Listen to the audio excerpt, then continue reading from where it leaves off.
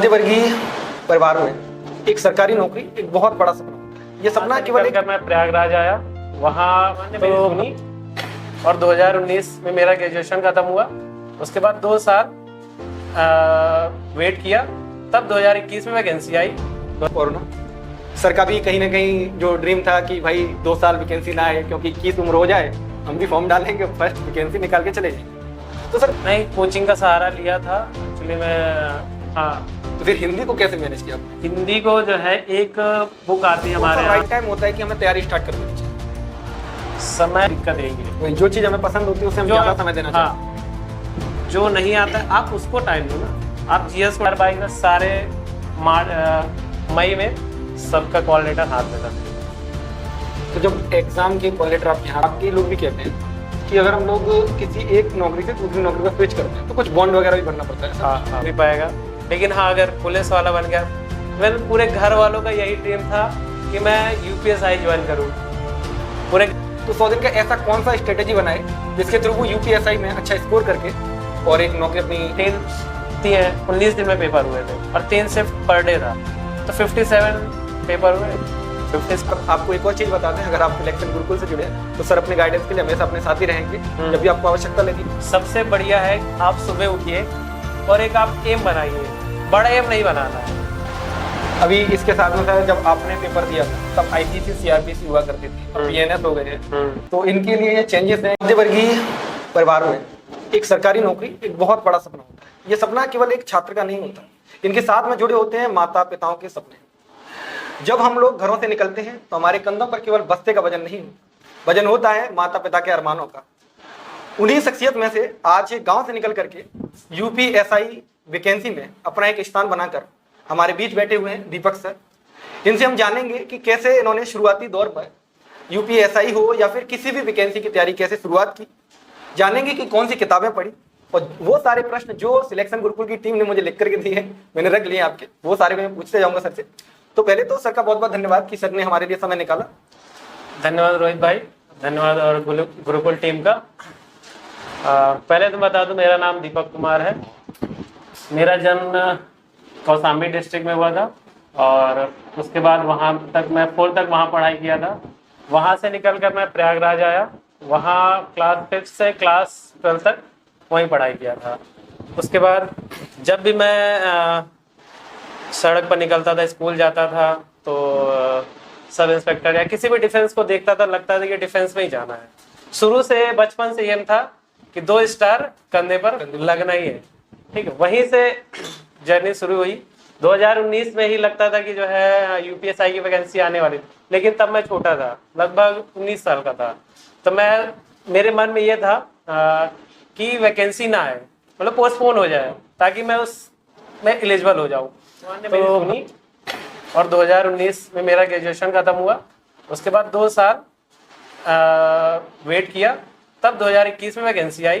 2021 में जब वैकेंसी आई तब मैंने जो है उसमें फॉर्म फिलअप किया, तब उसके बाद वहाँ से। तो सर जैसे आपने 12th किया, 12th के बाद आप इलाहाबाद विश्वविद्यालय में आए, तो आपने ग्रेजुएशन में क्या किया? बीए था, बीएससी था, बीकॉम था? 12th तक तो 12th मैंने बता देता हूँ, एमवी गवर्नमेंट इंटर कॉलेज है सुलेम सराय धूमनगंज थाने में। वहाँ 12th करने के बाद ग्रेजुएशन में मैंने इविंग क्रिश्चियन कॉलेज चूज किया। एयू की एक ऑटोनोमस बॉडी है, वहाँ से मैंने बीएससी किया, बीएससी मैथमेटिक्स से, ठीक है। लास्ट में मैंने थर्ड सेमेस्टर में फिजिक्स और केमिस्ट्री था।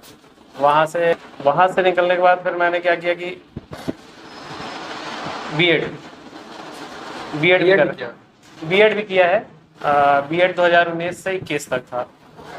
बीएड भी था और एसएससी की तैयारी भी साथ में चल रही थी, लेकिन 2019 में जब हम एसएससी की तैयारी स्टार्ट किए तो 2020 में कोरोना आ गया।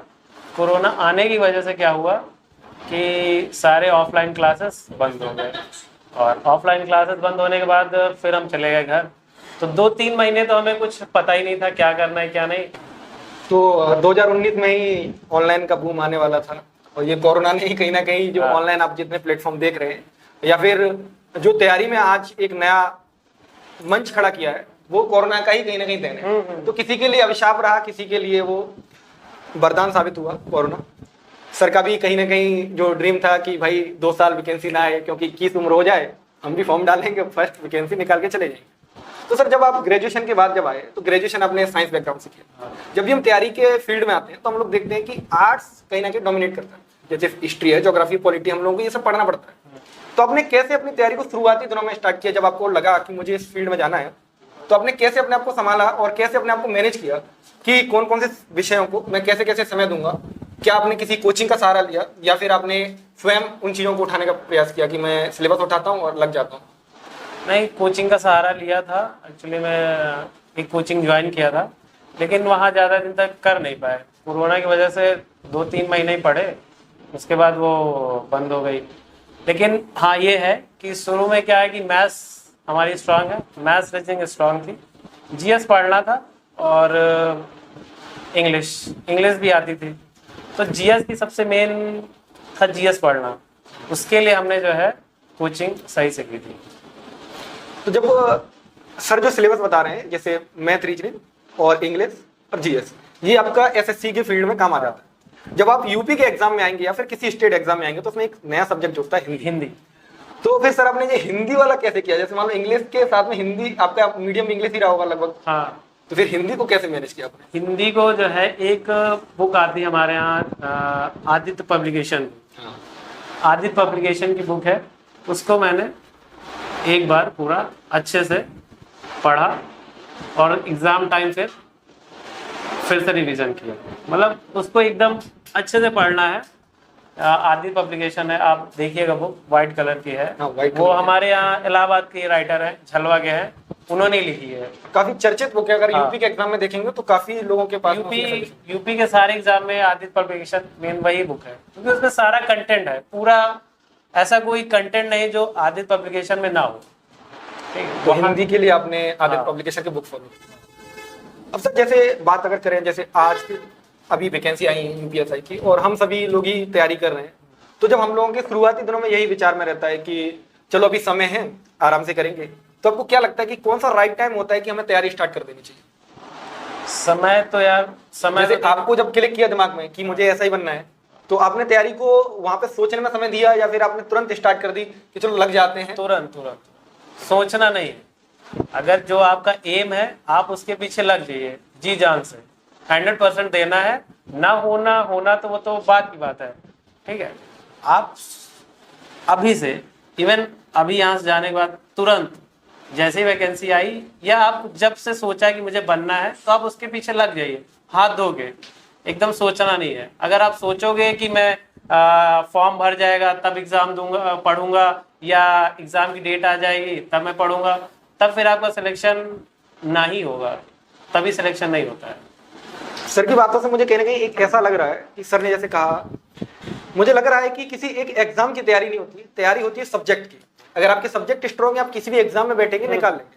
क्योंकि सर ने शुरुआती दिनों में रीजनिंग पढ़ी, मैथ पढ़ी, इंग्लिश पढ़ी और आपकी जीएस पढ़ी। लेकिन जब यूपीएसआई आई तो सर ने 3 सब्जेक्ट स्ट्रॉन्ग पहले से थे, एक नया सब्जेक्ट बुक के थ्रू कंप्लीट किया और यूपीएसआई वैकेंसी भी ले ली। तो यानी कि सर सब्जेक्ट की तैयारी की जाए, ना कि एग्जाम की।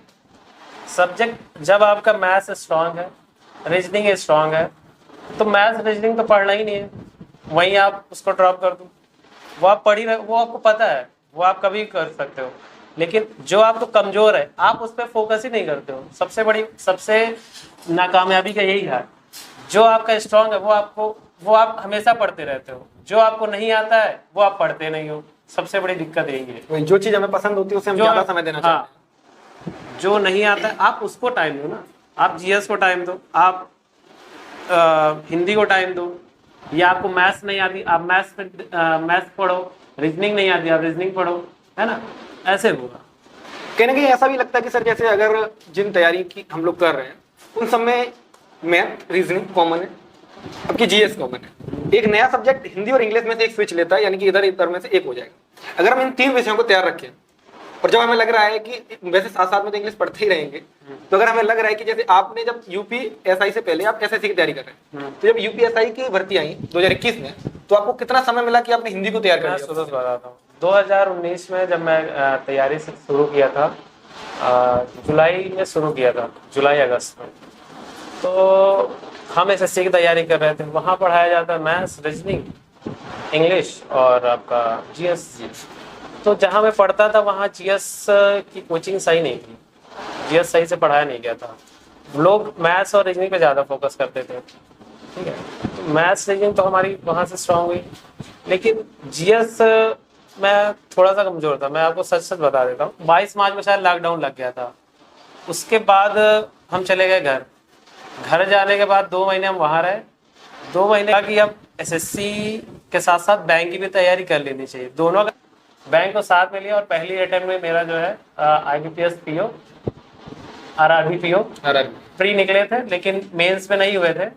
फिर नेक्स्ट अटेम्प्ट में मेरा आरआरबी क्लर्क हो गया था और आरआरबी पीओ हो गया था। तो वहीं से जो है बैंक में हो गया था। और साथ ही में 2021 में यूपीएसआई भी चल रहा था, यूपीएसआई और एसएससी सीपीएसआई ये भी चल रहे थे साथ में। 2020 में 2019 के दिसंबर में एसएससी सीपीएसआई का पेपर हुआ था, उसमें प्री निकल गया था, वो भी साथ में चल रहा था। कोरोना की वजह से वो भी टलता गया एग्जाम उसका। 2022 में वो भी फाइनल हुआ। 2021 में यूपीएसआई आया, वो भी 2022 में फाइनल हुआ था। और बैंक का था, वो भी 2022 में ही फाइनल हुआ। इवन मेरे सारे एग्जाम एक साथ निकल गए थे। और 2022 में सारे मई में सबका कॉल लेटर हाथ में था मेरे पास। तो जब एग्जाम के कॉल लेटर आपके हाथ में थे तो आपने कैसे डिसाइड किया कि मुझे यूपीएसआई में जाना है? अब सुनिए, अब यूपीएसआई का कॉल लेटर नहीं था, लेकिन सारे प्रोसीजर पूरे हो चुके थे, बस कॉल लेटर मिलना बाकी था। तो मेरा जब एसएससी सीपीएसआई में हो गया और साथ में बैंक में हुआ था, तो मुझे तो जाना था, पहले से डिसाइड था कि मुझे जाना है यूपीएसआई में, फिर चाहे जो आए। तो जब मुझे लगा अगर सीपीएसआई में चला गया तो वहाँ से आना थोड़ा सा मुश्किल टास्क है, क्योंकि सेंट्रल की जॉब है, वहाँ से रिजर्वेशन देना वहाँ से तो डिफिकल्ट था। तो मैंने बैंक चूज़ किया, वहाँ का पहले पता कर लिया क्या है इसका। तो बैंक चूज़ करके मैंने वहाँ 9 महीने सर्विस दी बैंक में। फिर 9 महीने के बाद जो है 9 मार्च 2023 को रिज़ाइन देके फिर 12 मार्च 2023 को ट्रेनिंग पे यूपीएसआई के चला गया। सर जैसे देखा गया है कि मतलब बाकी लोग भी कहते हैं कि अगर हम लोग किसी एक नौकरी से दूसरी नौकरी पर स्विच करते हैं तो कुछ बॉन्ड वगैरह भी भरना पड़ता है सर? हाँ, मैंने बॉन्ड भरे। एक्चुअली मेरे बैंक में 1 साल का बॉन्ड था, लेकिन 1 साल हो नहीं पाया था, 9 महीने था। 1 लाख का बॉन्ड था, तो मैं भर के आया। ऐसा ही सेंट्रल नौकरियों में यही होता है, जब सीएपीओ वगैरह में जाते हैं, अगर उसको छोड़ देते हैं तो उसका भी पैसा लेते हैं। तो जब आपने यूपीएसआई ज्वाइन किया तो इसका एक अलग ही रुतबा है, सुपर कॉप अपने आप में ही। आजकल तो कॉप लोगों का इतना वकाल है, तो सोचो सुपर कॉप का कितना होगा। तो जब आप अपने घर में पहली बार जब आपने रिजल्ट के बारे में बताया कि मैं यूपीएसआई में सिलेक्ट हुआ हूँ, जब आप पहली बार गाँव गए होंगे तो वो क्या एक्सपीरियंस था? मतलब घर वालों की क्या फीलिंग्स थी? घर वाले, जाहिर सी बात है, सबके घर वाले, अगर बच्चा नौकरी पा गया, कोई भी नौकरी पाएगा, लेकिन हाँ अगर पुलिस वाला बन गया, मेरे पूरे घर वालों का यही ड्रीम था कि मैं यूपीएसआई ज्वाइन करूँ। पूरे घर वाले यही चाहते, घर में कोई पुलिस वाला नहीं, क्योंकि घर में सब हमारे यहाँ मास्टर हैं, बैंक में है, तो सबका सपना था कोई अलग नौकरी, कोई फोर्स में जाए। तो घर वालों बहुत खुश हुए थे और बहुत ज़्यादा खुश हुए। मुझे लगता है कि हम में और गांव के सारे लड़के भी एकदम, भैया कोई भी काम होगा तो मेरा करवा देगा। मैंने कहा ठीक है भाई, क्यों नहीं होगा। अच्छा, ये यूपी में बहुत चलता है। हाँ, कि सोर्स लगाने की पहले तैयारी हो जाती है। भैया विधायक है, नहीं भैया विधायक है, भैया थानेदार है, भाई जब रोक लेंगे तो चालान नहीं काटेगा, बता देंगे। मैं कहा ठीक है भाई। तो पुलिस का काम काफी चैलेंजिंग होता है। इसके साथ में आप अपनी लाइफ को कैसे बैलेंस कर रहे हैं? क्योंकि ऐसा मानते हैं कि 24/7 की जॉब है, 24/7 तो आप फैमिली लाइफ भी होती है, पर्सनल लाइफ भी होती है। अब आप हो सकता है कि आगे की तैयारी के लिए भी लगे हो, तो उन सबको कैसे मैनेज करते हैं? अगर मान लो कई लोग होते हैं। नहीं, अब अगर आप तो पहला तो ये तो आप डिसाइड कर लो करना क्या है आपको जिंदगी में। अगर यहीं रहना है तो फिर आपको खुल के जिंदगी जियो, आप नौकरी करो, जो चैलेंजेस है उसको फेस करो। अगर आप सोच रहे हो कि हम यहाँ से निकल के कहीं और जाना है, तो फिर तो यार बहुत डिफिकल्ट होगा आपके लिए नौकरी करना। यहाँ भी मन लगेगा, वहाँ नहीं लगेगा, वहाँ लगेगा, यहाँ नहीं लगेगा। इस तरह दिक्कतें आएंगी आपको। अगर सबसे बढ़िया यही है कि एक ही नौकरी करो, उसको खुल के जियो, और अगर दूसरी नौकरी स्विच करना है तो फिर आपका पहले से बेस कम मजबूत होना चाहिए। उससे पहले अगर आपको नई नौकरी करनी है तो उसके बारे में पता होना चाहिए, आप पहले उसके बारे में पढ़े हो। ये नहीं कि आप अभी आए अब मैं सोच रहा हूँ कि मैं यूपीएससी की तैयारी कर लूँ, तो ये तो फिर कभी नहीं हो पाएगा, जहाँ तक मेरा मानना है। बाकी तो इतना समय भी नहीं होता है। हाँ, और टाइम भी नहीं होता। 24/7 जॉब है। सबसे बड़ी बात यह है कब आपको बुला लिया जाएगा ये नहीं पता है।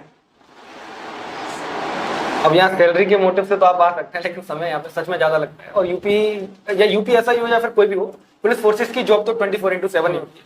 समय को मैनेज करना एक लाइफ का बड़ा चैलेंज हो सकता है अगर देखेंगे तो। सर जैसे आपको नौकरी मिली है तो इसके साथ में आप लोग गाड़ी वगैरह तो अभी मिलती नहीं होगी शुरुआती दिनों में, रहने के लिए घर या क्वार्टर मिल जाता है। मिल जाता है। अगर कोई फैमिली को अपने साथ रखना चाहे तो क्वार्टर मिल सकता है। नहीं, फैमिली के लिए फिर तो अपना रूम ही लेना पड़ेगा। एक्चुअली में होता क्या है ना कि कभी भी ट्रांसफर पोस्टिंग होती रहती है, तो फैमिली आप एक जगह से दूसरी जगह शिफ्ट करने में आपको दिक्कतें आएंगी, है ना। अभी क्या है कि अगर आप 2 लोग हो तब तो ठीक है, लेकिन जब आपके बच्चे हो जाएंगे, उनकी पढ़ाई लिखाई आप हर महीने नहीं ना चेंज कर पाएंगे, स्विच नहीं कर पाएंगे, तो फैमिली रखना थोड़ा सा मुश्किल टास्क है। तो फैमिली आप एक जगह उसको शिफ्ट कर दीजिए और आप नौकरी करिए, वरना आपके लिए भी दिक्कतें आएंगी, बिल्कुल आप भी परेशान होते रहेंगे। हाँ, आधा ध्यान फैमिली पर रहेगा, फैमिली पे रहेगा, फिर कहाँ फैमिली क्या है, क्या कर रही, क्या नहीं कर रही है। तो यहाँ तक सर की लाइफ से जुड़े हुए प्रश्न थे। अब हम लोग बाकी जो प्रश्न है वो हम पूछेंगे कि अब यूपीएसआई की तैयारी पार्टिकुलर कैसे करेंगे, कौन सी बुक पढ़नी है, ये सारी बातें करेंगे। और ये 2 पार्ट में इसलिए बनाया गया है क्योंकि आपको पता होना चाहिए आप जिस फोर्स में जाना चाहते हैं वहाँ के बारे में आपको पहले से पता होना चाहिए। कई बार क्या होता है कि सर लोग तैयारी तो कर लेते हैं और कई लोग नौकरियां मतलब निकाल भी लेते हैं, लेकिन ज्वाइन नहीं करते जब उन्हें बाद में सच्चाई पता चलती है। तो पहले से चीजें पता हो जिससे कि सीट खराब ना हो किसी और की भी, कई लोगों के सपने जुड़े होते हैं। तो हम लोग यूपीएसआई पर अब बात करेंगे सर से। तो सर जब यूपीएसआई की अब हम तैयारी स्टार्ट करना चाहे कोई छात्र, तो उसके लिए कौन सी बुक फॉलो करें वो अभी शुरुआत दिनों से, और जो समय भी अब कमी है, मान लेते हैं कि लगभग 100 दिन है, तो 100 दिन का ऐसा कौन सा स्ट्रेटेजी बनाए जिसके थ्रू वो यूपीएसआई में अच्छा स्कोर करके और एक नौकरी अपनी या एक स्थान बना सके अपना। तो मैथ्स के लिए आप अगर आप पहले से आप पढ़ चुके हैं, अगर हर टॉपिक पढ़ चुके हैं आप, तो मुझे लगता है कि आपको बस प्रैक्टिस करनी है। जितनी ज़्यादा प्रैक्टिस हो सके आप मैथ्स की प्रैक्टिस करिए। आप रीजनिंग पढ़ चुके हैं तो आप उसकी प्रैक्टिस करिए।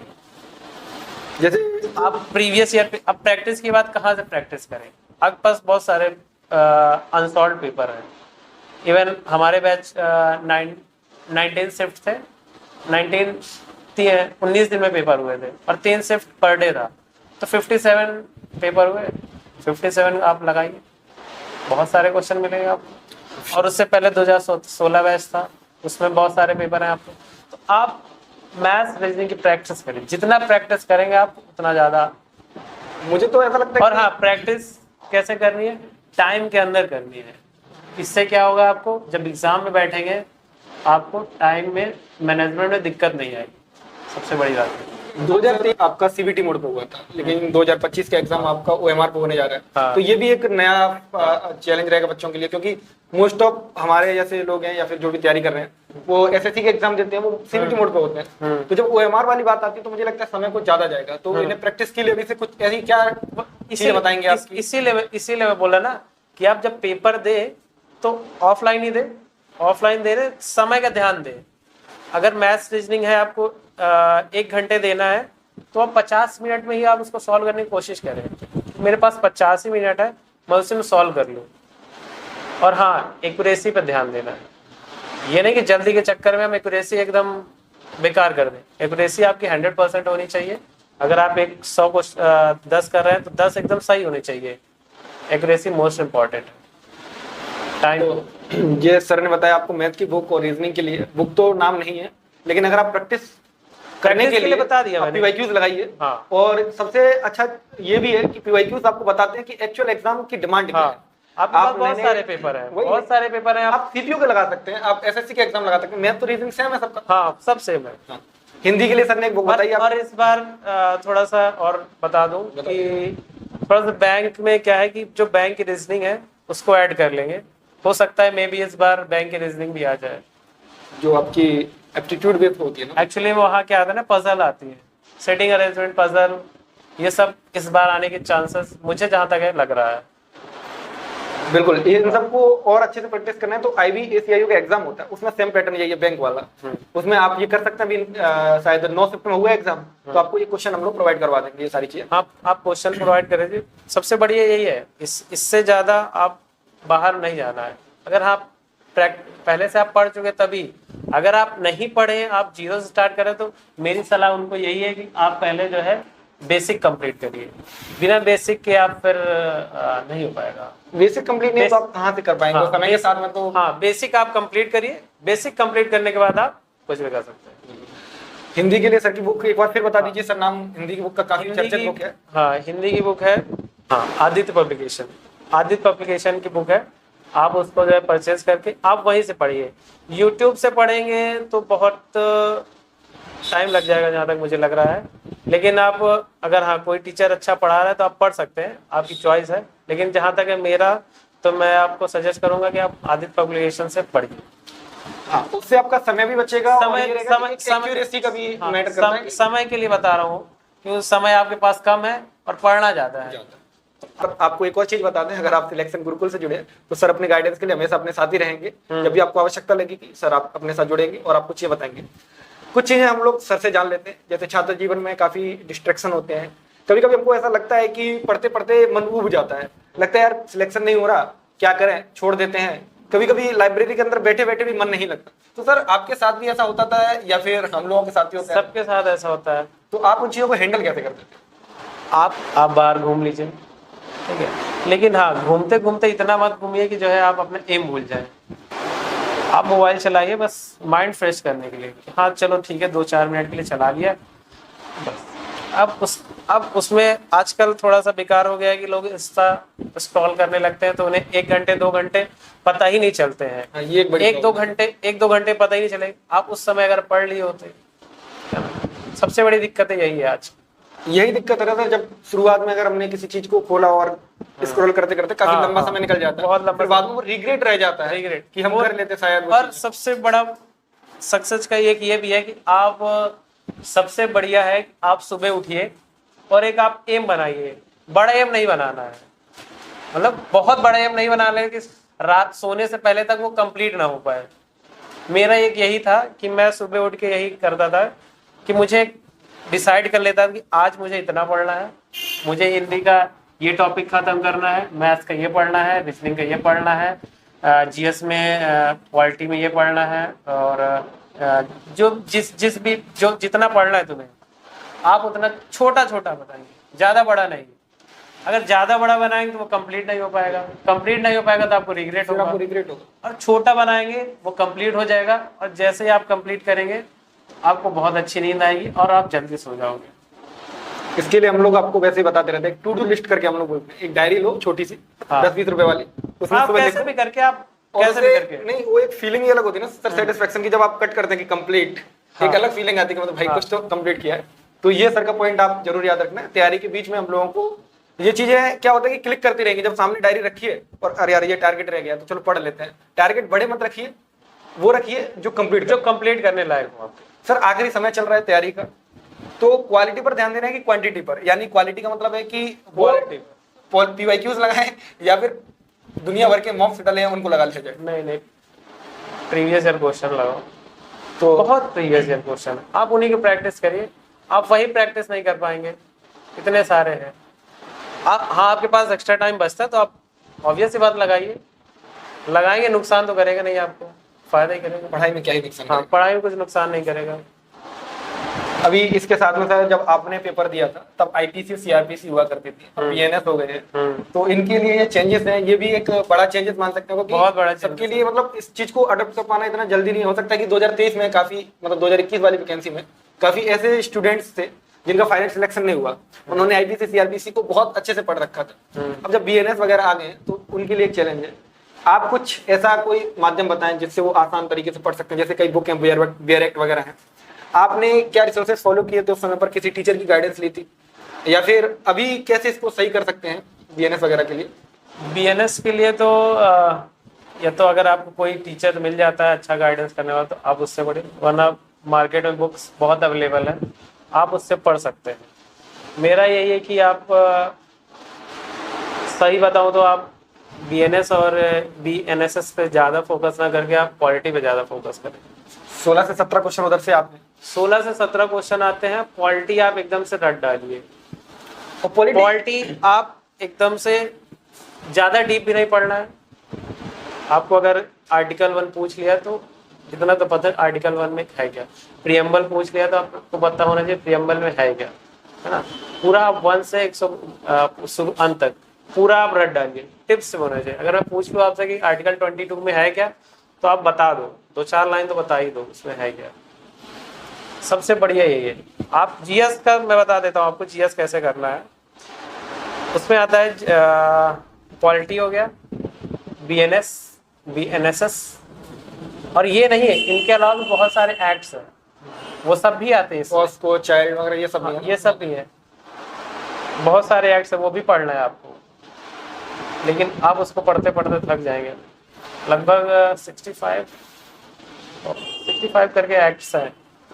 कितने एक्ट्स हैं, आप कैसे पढ़ेंगे? जैसे मेरा GS GS पे फोकस, GS पे ज़्यादा नंबर लाने के लिए आप यही करिए कि आप सबसे पहले आप पॉलिटी पूरा पढ़िए और करंट अफेयर भी 1 साल का आता है लगभग, प्रीवियस 1 साल का। तो इसमें sir current affair UP special पढ़ना है या फिर मैं बता रहा हूँ, international? करंट अफेयर में आप या तो आपको कोई डेली करंट अफेयर भी कोई प्रोवाइड करता है, आप पढ़ सकते हैं यूट्यूब से आप डेली करंट अफेयर भी पढ़ते रहिए, पढ़िए और लिखिए। मैक्सिमम से 20 से 25 मिनट का होता है डेली करंट अफेयर, आप पढ़िए और लिखिए। वो हो गया आपका स्टैटिक, वही यूपी स्पेशल का जो स्टैटिक है उसी में से यूपी स्पेशल पढ़ लेंगे। वो बुक मैं आपको बता दूंगा, आप वहाँ से पढ़ लीजिए, वरना गुरुकुल की टीम आपको सब सजेस्ट करेगी, सब बताएगी कैसे क्या करना है। सर भी काफी लंबे समय से हम लोगों के साथ जुड़े हुए हैं, तो सर को जो भी सर जो टीम आई है, काफी एक्सपीरियंस आप लोग मिले हैं उनसे, 10-10, 12-12 साल से पढ़ा रहे हैं। तो वही मैं कह रहा हूँ, गुरुकुल की टीम आपको सब बताएगी। और उसके बाद उसमें GS में पढ़ना है आपको पॉलिटी, करंट अफेयर और हिस्ट्री, ज्योग्राफी और स्टैटिक, ये सब चीज़ें आपको पढ़नी पड़ेंगी। सबसे ज़्यादा फोकस करना है पॉलिटी पे, उसको एकदम से रट लेना है। टिप्स पे याद होना चाहिए, आर्टिकल टू आर्टिकल आपको एकदम टिप्स पे याद होने चाहिए। और करंट अफेयर आप डेली पढ़िए, वरना आप सोचेंगे कि 1 साल का करंट अफेयर मैं 1 महीने में कंप्लीट कर लूँगा, तो यह असंभव है। आप 1 महीने में कैसे कंप्लीट कर देंगे? वही होगा, फिर कुछ चीज़ें आप छोड़ देंगे, उसके चक्कर में बहुत सारी चीज़ें छूट जाएंगी। तो आप डेली पढ़ते रहेंगे तो आपको रिवाइज करने की दिक्कत नहीं आएगी। आप डेली पढ़िए, वही चीज़ें रिपीट होती रहती हैं करंट अफेयर में भी। और स्टैटिक आप बुक से पढ़िए, या तो गुरुकुल की टीम आपको स्टैटिक या यूपी स्पेशल आपको पढ़ाएगी, आप वहाँ से भी कर सकते हैं। और GS के उसमें हिस्ट्री, ज्योग्राफी, ये सब आपको गुरुकुल की टीम आप पढ़ाइए। ये सब तो चले गई सर। इसमें मेजर रोल जो अगर हम लोग GS के अंदर भी देखें, मेजर रोल आपको पॉलिटी का मेजर रोल दिखाई दे रहा है। 16 से 17 क्वेश्चन आप पॉलिटी पढ़ लेंगे तो इंडिविजुअल कट ऑफ आप क्लियर कर जाएंगे। इंडिविजुअल कट ऑफ इसमें यहाँ होती है। हाँ, इंडिविजुअल कट ऑफ याद रखना आपको, ऐसा नहीं कि अगर आप हिंदी और GS मतलब मैथ और रीजनिंग में पूरे नंबर लाएं और GS में अगर आप इसको नहीं कर पाए तो आप क्वालिफाई नहीं करेंगे। इंडिविजुअल कट ऑफ है, उसको क्लियर करना है। तो ये UPSI की हम लोगों ने सर से चर्चाएं की, जिसमें हम लोगों ने काफी प्रश्नों के उत्तर आपके देने का प्रयास किया है।